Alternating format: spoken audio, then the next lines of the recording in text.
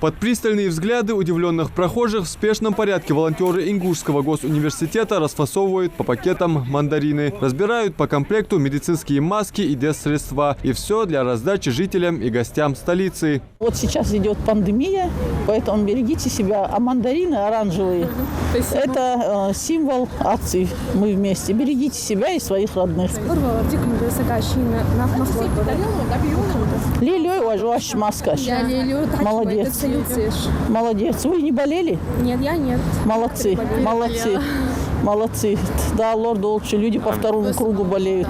Сюда тебя шлил Долчи. Всероссийская акция взаимопомощи «Мы вместе» стартовала на центральной аллее в столице республики. Место было выбрано не случайно, так как здесь, особенно в дневное время, наблюдается массовое скопление людей. Лейла Амирханова, как один из организаторов, сама раздает средства индивидуальной защиты и призывает заботиться о своем здоровье. Возьмите антисептики. Спасибо.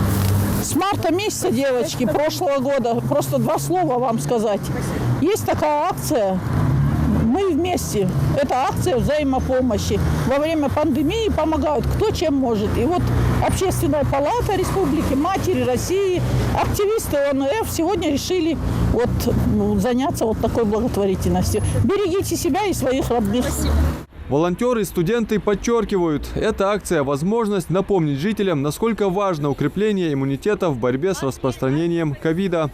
Для меня это означает как акция против этого вируса, чтобы люди поняли, что это на самом деле является очень серьезной проблемой, чтобы люди предостерегали себя и своих близких от этой болезни. Хотя это и маленький вклад в это, но есть такое чувство, что я хотя бы одному человеку могу помочь в этом, спасти его, так сказать, от этой болезни.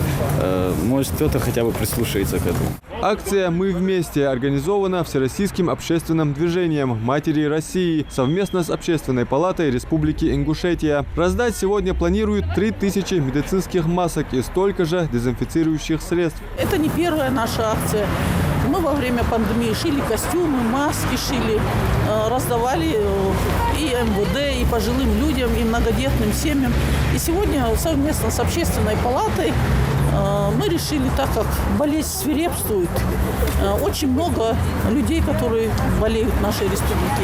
И мы решили еще раз показать вот этой акции, что нужно беречь себя, нужно носить маски. Очень много людей, мы поняли сегодня, идут без масок. Но все отвечают, что да, маска защищает от ковида. Был посыл секретаря Общественной палаты Российской Федерации Лидии Юрьевны Михеевой.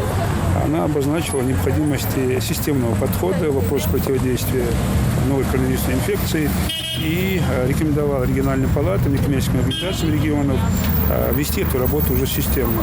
Вот как раз-таки этот почин мы поддержали, и сегодня данное мероприятие является таким челленджем, который мы передаем другим некоммерческим организациям республики, которые могут при наличии возможности провести такое же мероприятие. Богатые источниками витаминов, антиоксидантов и других полезных веществ, мандарины, особенно в период распространения вирусных заболеваний, актуальны как никогда. Для многих этот фрукт ассоциируется с детством. Создать предновогоднее настроение и защитить прохожих в период пандемии решили именно так, закупив более 30 килограмм лакомств.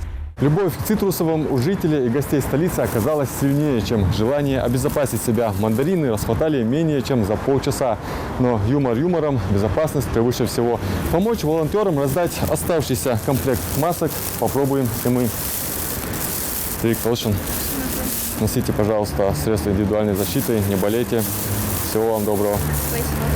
По словам организаторов акции, такая инициатива должна стать доброй традицией взаимопомощи всех неравнодушных в борьбе с коронавирусом. Внести свой вклад в улучшение эпидситуации в регионе могут студенты, общественники, государственные и муниципальные служащие, да и просто сами жители. Надо лишь не пренебрегать антиковидными мерами.